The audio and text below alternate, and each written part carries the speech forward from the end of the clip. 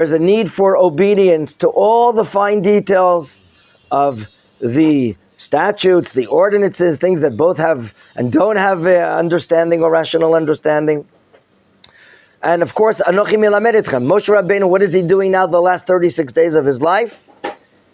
Is an open house. Not for ragalach and peanut butter and jelly, but for understanding, teaching the Torah. Whatever questions they have, this is the time to come and get an understanding. In another month plus from now, he's not going to be around. Okay? So therefore, Anochi melamed, the present tense. Why? Where will you reach to? Is leman tichyu meaning so that you live and not die? We'll test that formula in a moment. Uvatem virishtem et haaretz. When you hear and obey all the ordinances, the statutes of the Torah, you're going to find life where? In the land of Israel. This is the land of chayim, real life. We'll talk about again, is real life meaning and not death? Or is real life a more lofty or spiritual level of existence? Which land? Asher Hashem Elokei Avotechem notein lachem. Notein, past, present tense. As we say often, the gift of the land of Israel is an ongoing, eternal gift. There's unlimited value in the land of Israel. I've been on this trip before. One of the students told me, he doesn't understand. He says, I'm not coming on this 2-day go. I've been on this trip already once or twice. My dear friends, every time you go on this trip and you see the land, you have a deeper understanding, a greater connection, with more understanding, with more fervor. Number one, listening to the ordinances. So here, there's a new beginning, and the question is, leman tichyu. Okay? Is leman tichyu just living and not what? And not dying? Or is there a different understanding? Furthermore, I'm going to the ultimate objective in verse 4. I'm skipping something, we'll do it later. Va'atem hadivekim b'Hashem Elokechem. And you are divekim. I don't know what that word means. And what is the result of your dveikut? Chayim kolchem hayom. Chayim kolchem hayom. So the question is, what kind of chayim and what kind of leman tichyu are we talking about here? Is it only life and not death? Well, that's what the Ibn Ezra understands, one of the great Rishonim. Okay? One of the great Rishonim. Remember, there's a mitzvah in Vayikra that it says, if you do the mitzvot, v'chai b'hem, you'll be able to live by them. And there the oral Torah explains, you'll live and you won't die. Meaning, if there's a case of danger of death, what does the Torah allow? Life. Desecrating the Torah. From that the Talmud says, quote, pikuach nefesh, when there's a threat of death, dochet hakol, sets aside everything except for 3 cardinal violations. Okay? So number one, that's what the Ibn Ezra will explain, that you'll live and not die by this matter. Okay? However, the Netziv of Volozhin says there's something else here. There's something else here that, and also Rav Kook talks about it, that there's a higher sphere of life. By performing and being precise in the chukim and the mishpatim, okay? He doesn't say like the Ibn Ezra, the great Rishon, that it's life and not death. Rather, we're talking about something which is a higher realm of life, something which is a higher level of spiritual context, okay? Spiritual existence. And therefore, when the Torah says, V'atem hadiveikim, Rav Kook says, it's a proper spiritual plane. You have more appreciation of the Torah. You understand how the Torah is godliness. You understand that the Torah is true existence. So therefore, we have a conclusion. Leman tichyu, so that you'll live on a higher sphere. You'll have Aleph, greater appreciation. Bet, greater perception. That's cleaving onto God.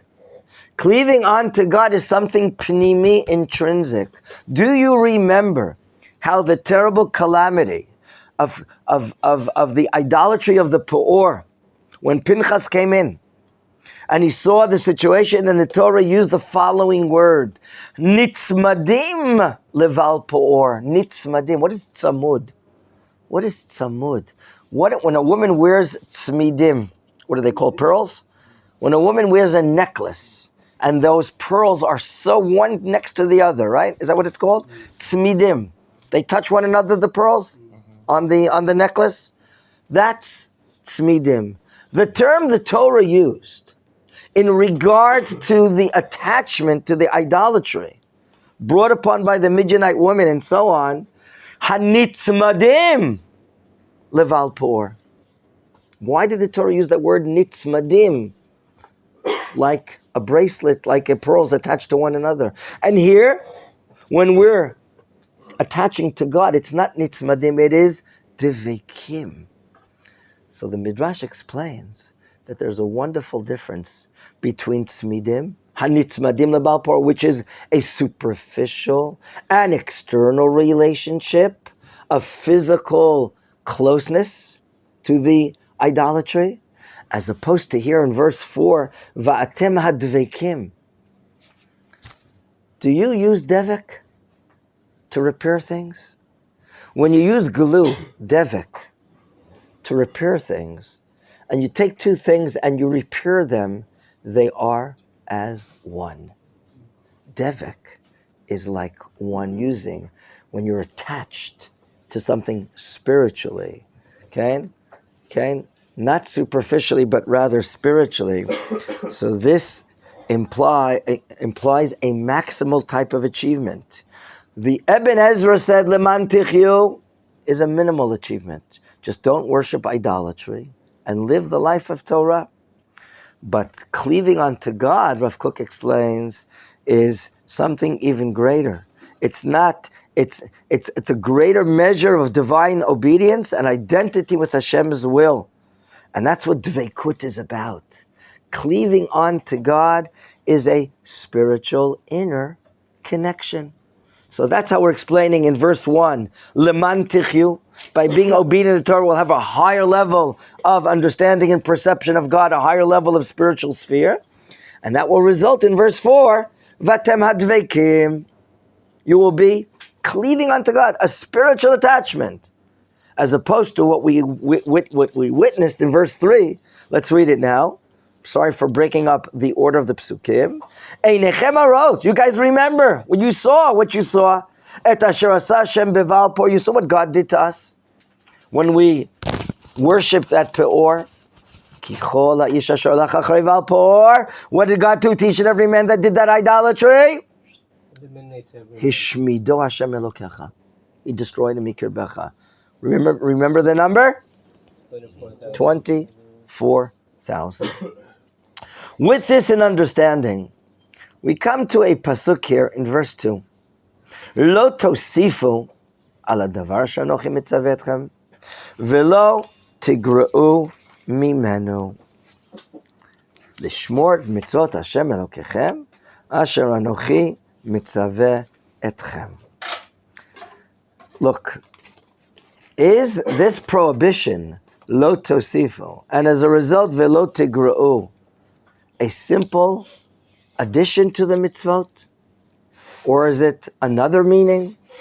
First, let's see what Rashi says. Rashi brings an understanding from Chazal that the words lo tosifu are in reference to a particular mitzvah. Look at the examples Rashi gives. If you have the Rashi in front of you, Pasuk Bet lo tosifu, Rashi says, Kigon chamesh parshiot betfilin, chameshet minim belulav, v'chamesh tzitziot.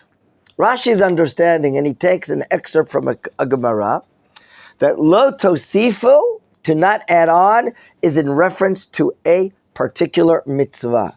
If, for instance, the Torah subscribes 4 sections inside our tefillin, do not make 5. If the Torah requires the 4 species in taking them together on the holiday of Sukkot, do not take 5. If the Torah requires a 4-cornered garment to put 4 each, a tzitzit in each one, don't make 5, and so on and so forth. That's how The Rashi understood bringing Chazal. Ramban, Nachmanides argues, and he doesn't accept this understanding. And he wants to say that adding on is adding on to the sum total of mitzvot. If there are Taryag mitzvot, a sum total of 613, if you were to create a holiday that the Torah does not subscribe, if you were to create a mitzvah that the Torah does not command, okay? Like Yoravam ben Nevat, we learn about him in the book of Kings when he rebels against the kingdom of David after Shlomo's time. When he takes power and he thinks he's doing the right thing according to the prophecy of Achia Shiloni, and he creates north of Yerushalayim a shrine to serve God, one in Beit El and one further up north in Dan, up under the Hermon. He creates a holiday by himself, a new holiday, a new mitzvah, that Israel must make a pilgrimage and make Aliyah L'Regel. He's creating mitzvah 614. So this, first of all, would be under the jurisdiction of Lo Tosifu. The Torah gave us what it gave. You don't add on to it and create a new mitzvah. That's how the Ramban understands, as opposed to Rashi understanding a detail, a particular regarding a mitzvah. So here we see a machloket rishonim, a difference of the great medieval commentators. Rashi understands Aleph, Ramban understands Nachmanides Bet. Okay? And now, I want to bring to your attention, a wonderful question that I read by the Netziv of Volozhin regarding this matter.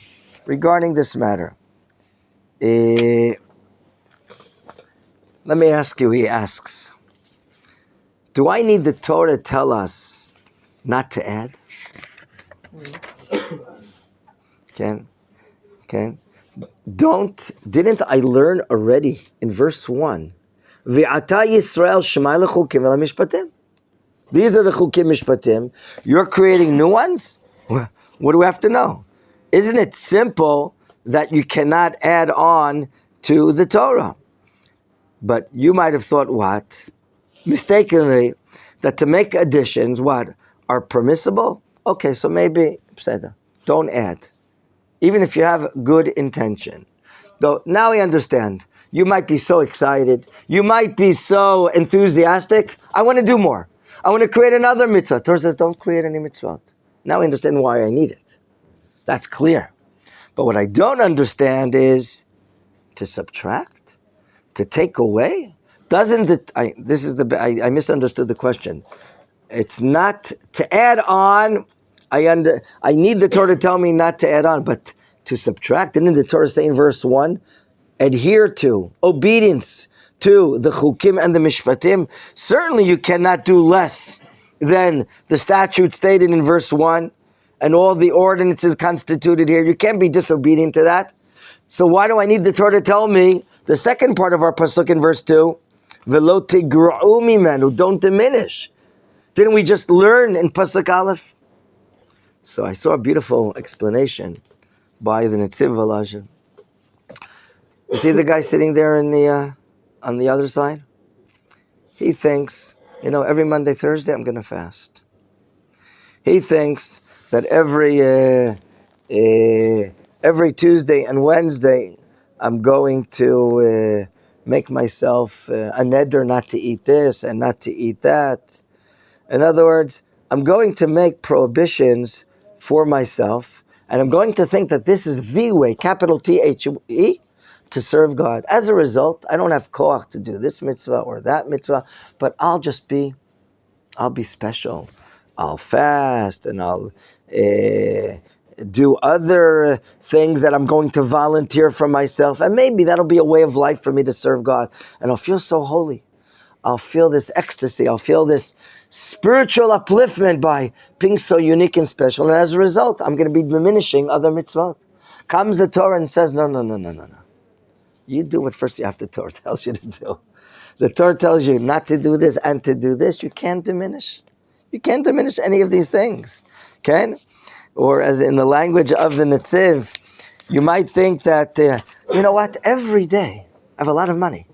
Every day I'm going to bring to the Beit HaMikdash a korban.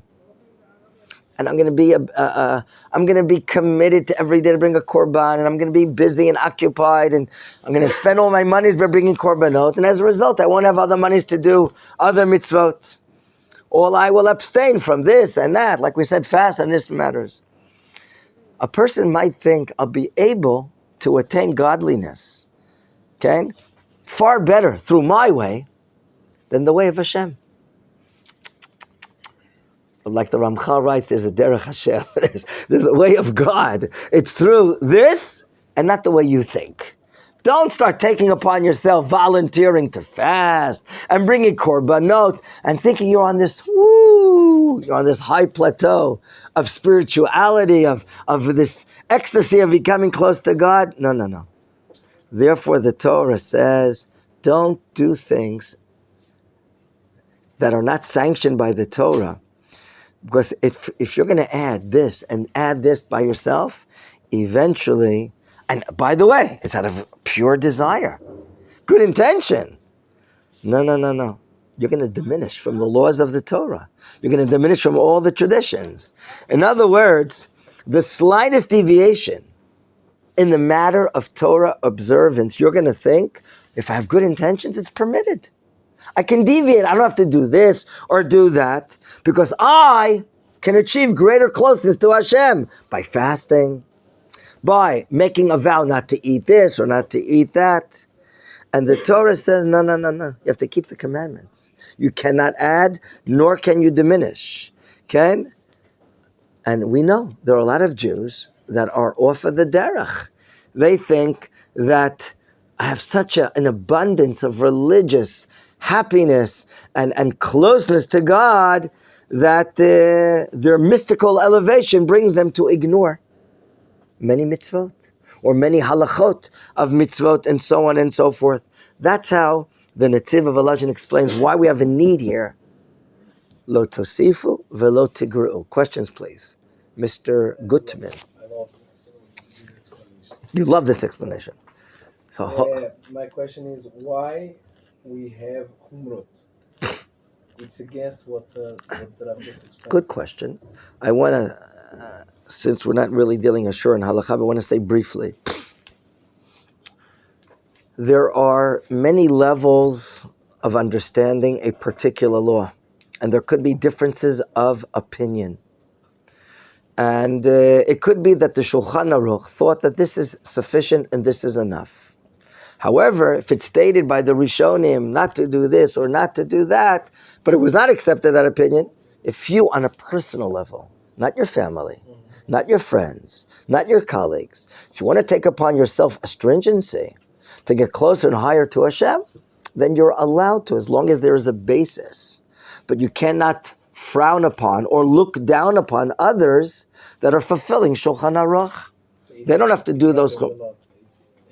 Okay. Some people, I'm going to dress like this. A lot of parts, exactly. There are a lot of parts of Judaism that came out of the Galut and thought, and they call it in Yiddish, frumkeit.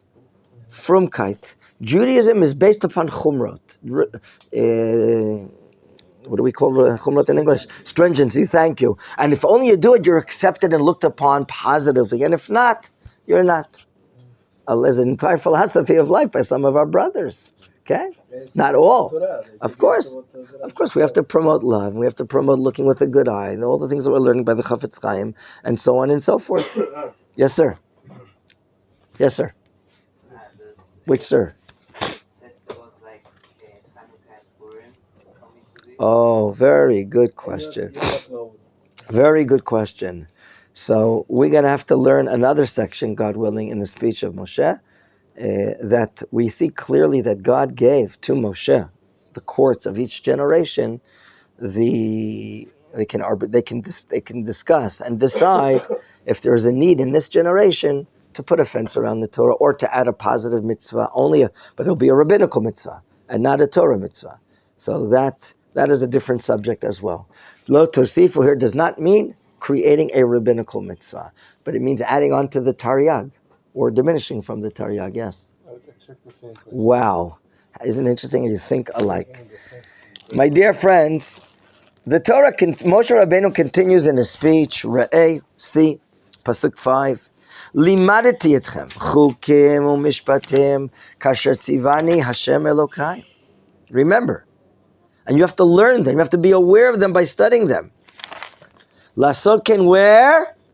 Bekerev haaretz. There's only one place where all the Torah and mitzvot can be done, inside the land of Israel. Which land? Asher atem ba'im sham l'rishta. You're going to be coming to conquer this land. Now remember, what's that? What are those black straps that I put on? Is that related to the land of Israel? No. No. What is the mitzvah of honoring your parents? Is that related to the mitzvot of Israel? We have mitzvot which are called chovot haguf, obligatory to the body, and another segment of mitzvot called mitzvot hatliot ba'aretz, mitzvot that are dependent upon the land. If you have the land, you can do it. If you don't have the land, you can't do it. The Sifri, the Midrashik Halacha Chumash Bamidbar, tells us, and Chazal in the Talmud tells us as well, the Ramban brings it in several places, that all the mitzvot, even those that have no connection to the land, they were primarily given to be fulfilled where? In the land of Israel, even though that there's no interconnection between the actual mitzvah and the land itself. Why? Because the Torah was given to a nation of God, and that nation of God is to be living in Israel. That is the natural habitat of the Jewish people. And the most natural place to perform all the Torah mitzvot is in the land of Israel. And I understand that the scoreboard even gets greater and greater when we do it here as opposed to doing it in Brooklyn or New York. This is where the greater value is. The land of God, the land of Chutz La'aretz is like identified with idolatry. Quote, Yirmiyahu, Hatzivu lachat tziyunim. Make notation marks for yourself. When you're going out to the Galut, as Yirmiyahu says, the Gemara says at the end of Masechet Ketubot, make notation marks. What do you mean? Keep on doing the mitzvot when you go out to the Galut. Huh? Yeah, keep on doing them.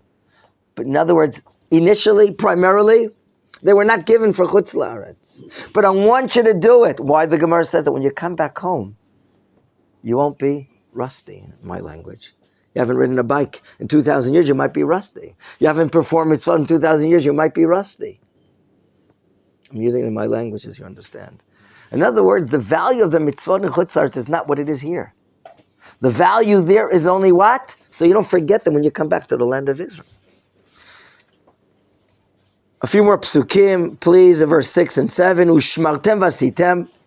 Shmira is related to which type of mitzvot?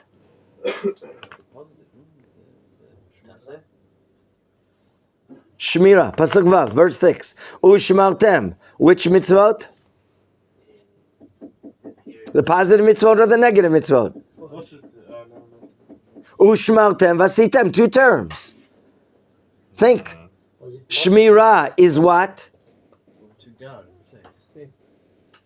To do or not to violate? Perform them. Ushmartem. No, shmartem is not to do. Is not to do, to guard. Whereas vasitem is to do them. It's clear difference. Kihi, this way of Torah, chochmatchem uvinatchem le'enei amim.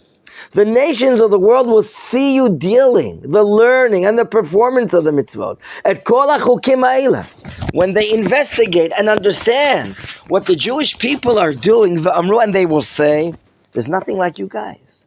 Rak am chacham v'navon, only a wise and intelligent. Hagoy gadol is this great nation. Kimi goy gadol, who could be a great nation? Asher lo, that has what? Elokim krovim elav. Only you, the Jewish people, have God close to you. A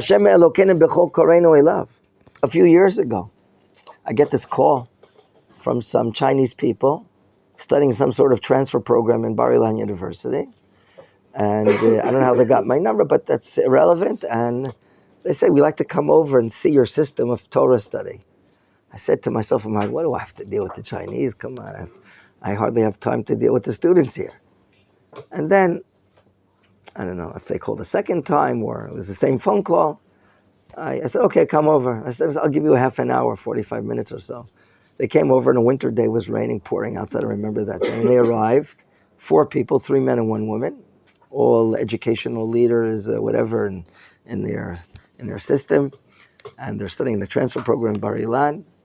And I was a little taken by their profound interest and curiosity of the study of the way the Jewish people study. I brought them up to observe, looking inside the Beit Midrash, and they saw. And then we came down, and for about an hour and a half, they were asking questions and showing their curiosity. And here, today I think in South Korea they've already translated the Talmud into in their language. Is that true? Have you heard about that?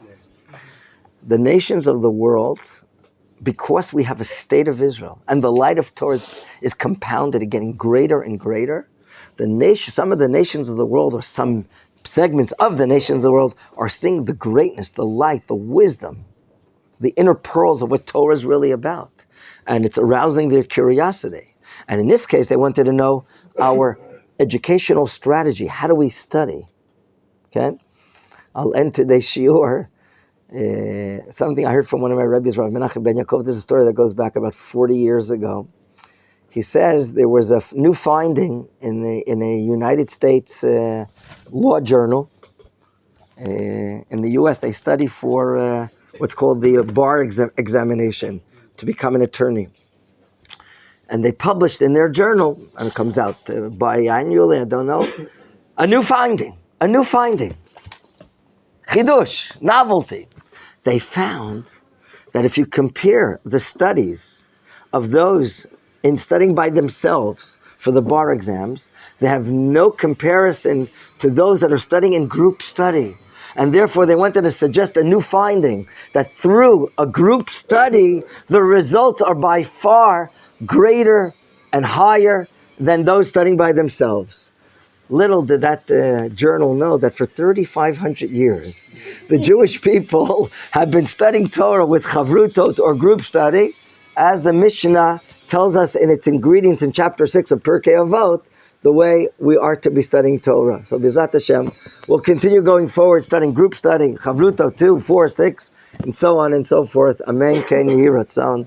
Shalom.